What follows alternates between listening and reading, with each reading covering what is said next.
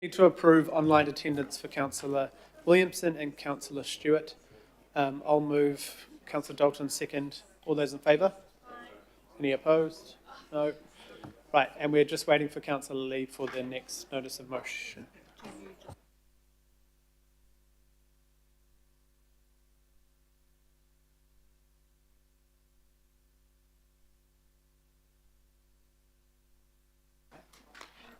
The other issue for timing, obviously item 11 has now been dealt with, so item 11 is withdrawn.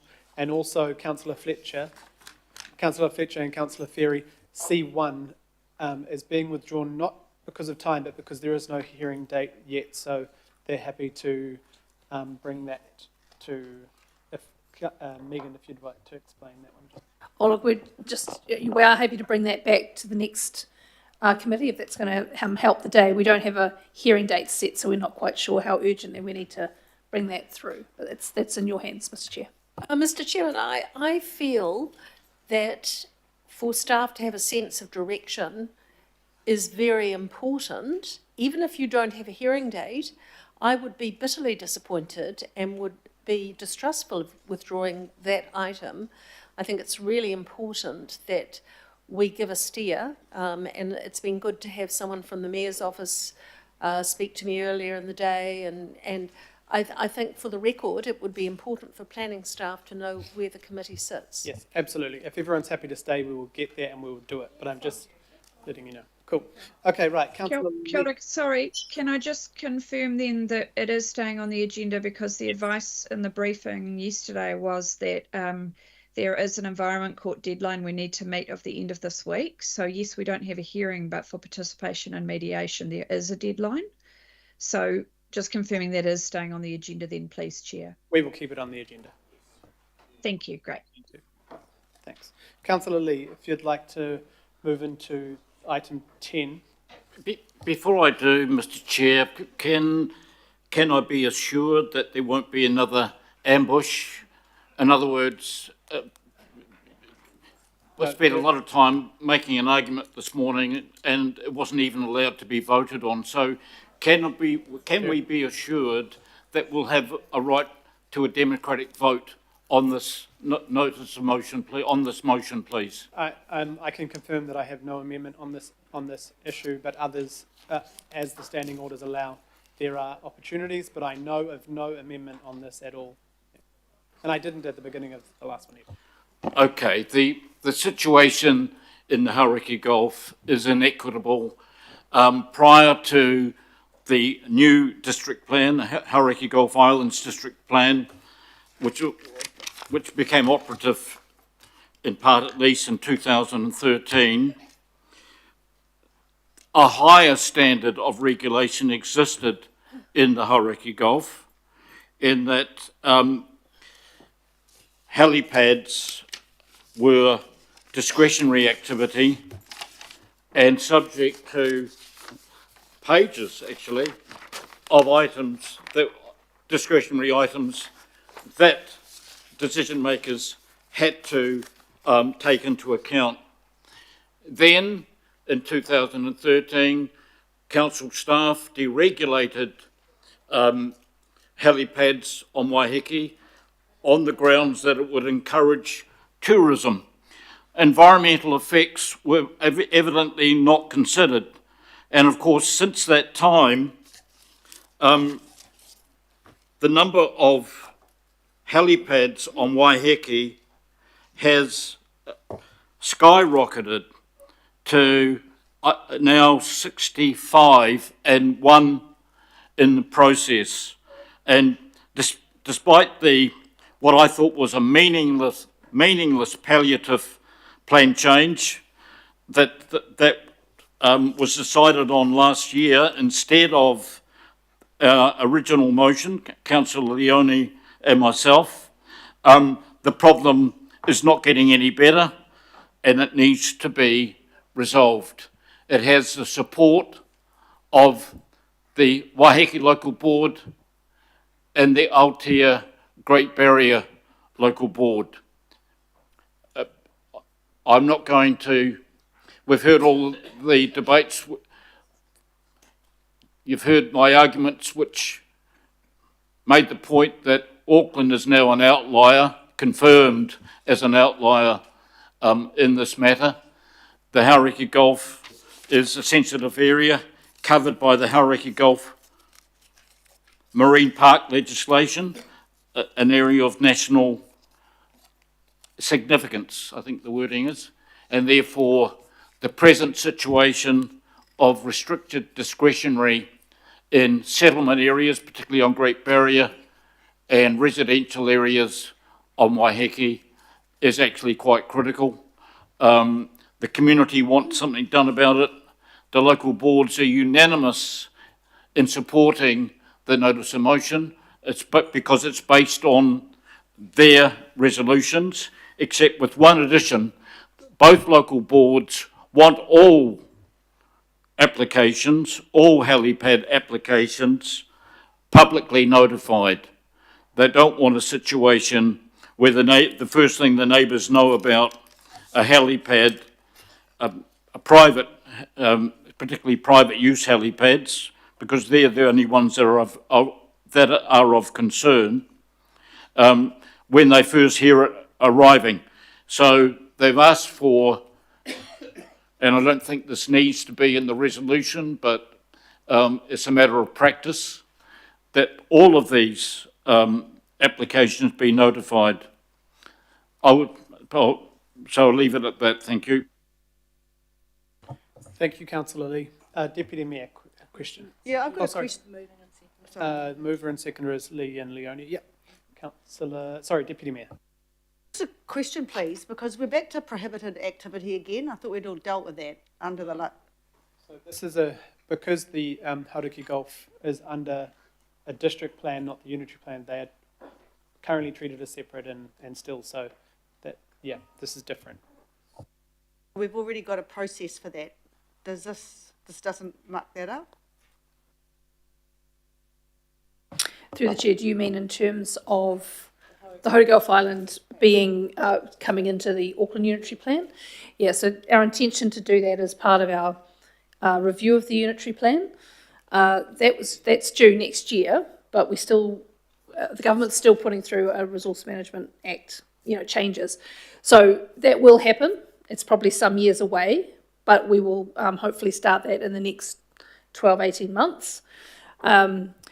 This doesn't stop us from doing that. You can make this decision if you wish.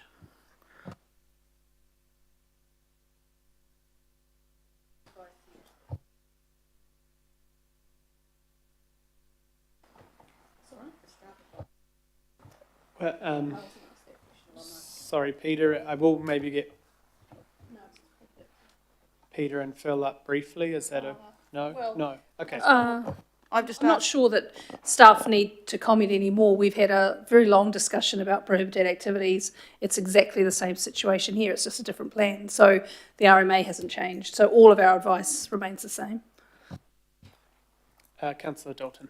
I do have a question around the risk to the current plan change. Is that for Megan? Is this the right time? So my question, Megan, what is the risk by putting in a new plan change to the existing plan change that's been going for nearly 2 years now?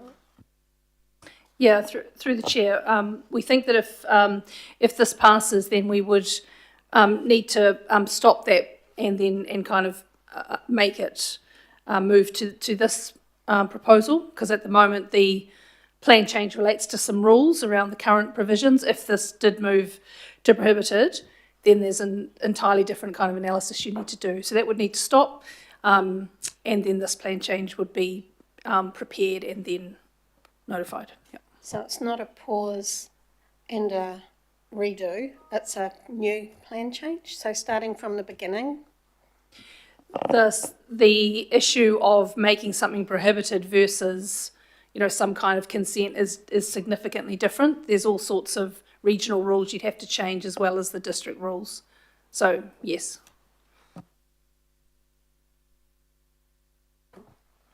Are there any other questions? Oh, Councillor Dalton.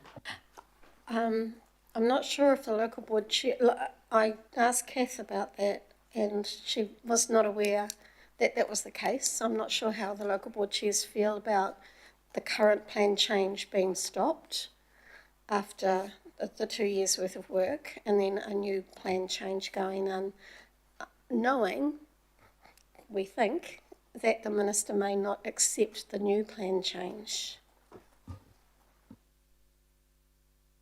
I mean, that is the... Through the chair, look, that is the risk. It could be that, again, through this conversation, we could continue the plan change, for example, and complete that. But then this would come right over the top of it and change it entirely.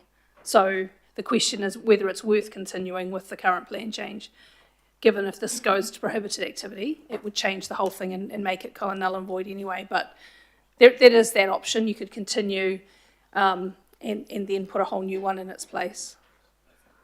But it's I don't think that's really the intention here of this, as far as I can tell of the norm. Cool. Are there any speakers to the... I think that's the end of questions. Are there any speakers to the motion? Right. All those in... Oh, sorry. Yes, sorry, Councillor Lilly. Or just your microphone, please, Mike. Thanks. Mr. Chairman and colleagues, the last item will send confused signals, and as I've said before, it's not a particularly good look. This, however, is a chance for redemption, because if this is passed, it will be a good look. It will be this committee of the whole of the governing body of the Auckland Council listening to small communities, island communities, communities which are under stress from the undue impacts, the increasing impacts, the proliferation of helipads in these communities.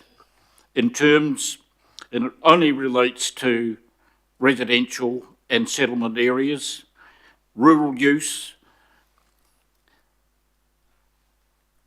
rural applications will align with that which we understand, and there is a doubt there now, but that's all we can go on is in terms of the documentation in regard to the unitary plan.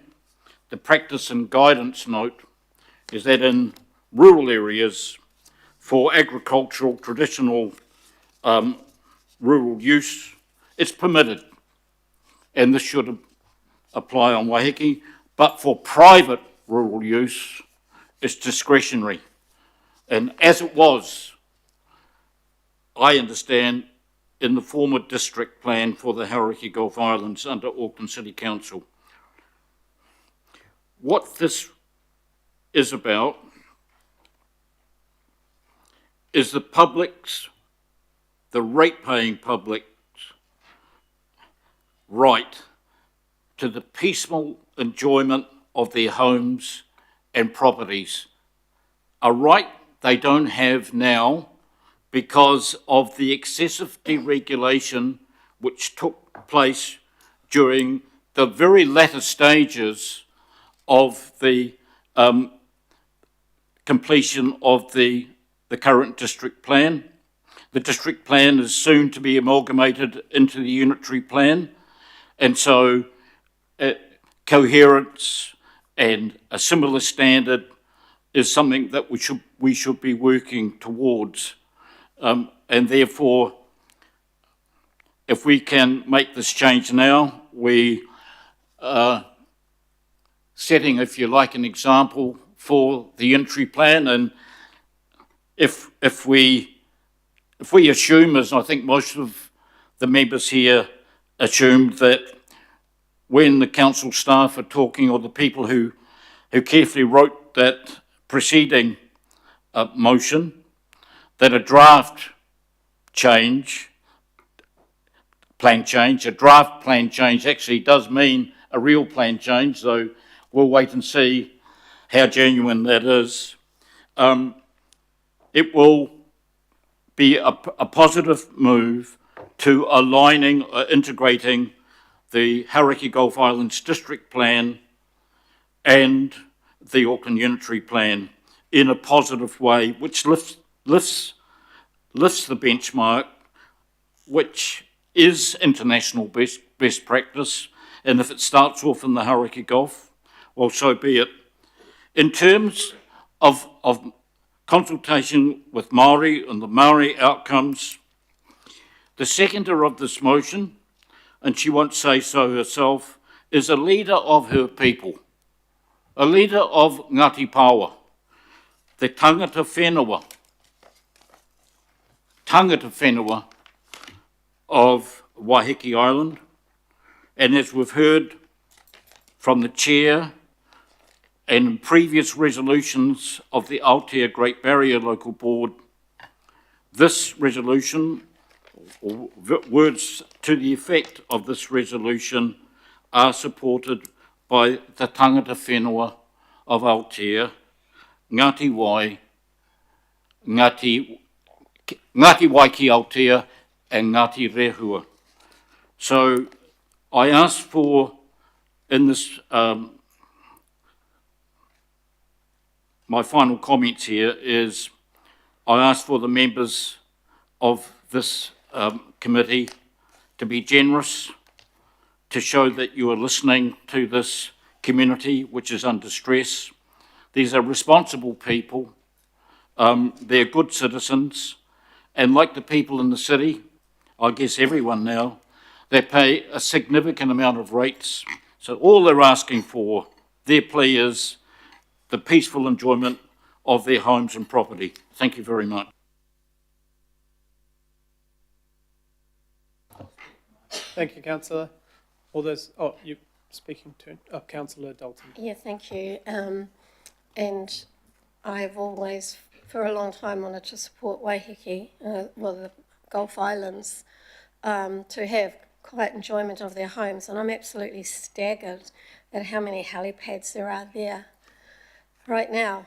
I'm really concerned, though, about the plan change that's currently there, and that it will get withdrawn and a new plan change won't be accepted by the Minister, and we end up with nothing. That is the risk. That's what I understand is the risk. And I'm not sure that the local board chairs were aware of that. I'm not even sure how the community would feel about that either. That the plan change we agreed to last year, was it last year or the year before? 2023, and has been out, it's had submissions, it's closed, it's going all the way through, and it will need to be stopped for a new plan change that may well not be accepted by the Minister. It's a really hard decision. I'm going to have to keep thinking about it. It's a really hard decision. Thank you. Right, I don't think there are any other speakers. All those in favour? Oh, okay, by division.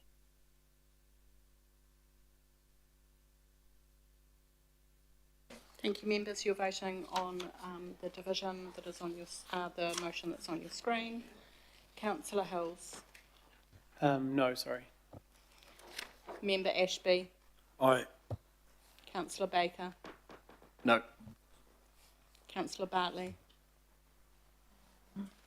Abstain. Councillor Dalton. No. Councillor Darby. No. Councillor Ferry. 4. Councillor Filipina. Aye. Councillor Fletcher. Yes. Councillor Fooley. Yes, I. Member Hinare.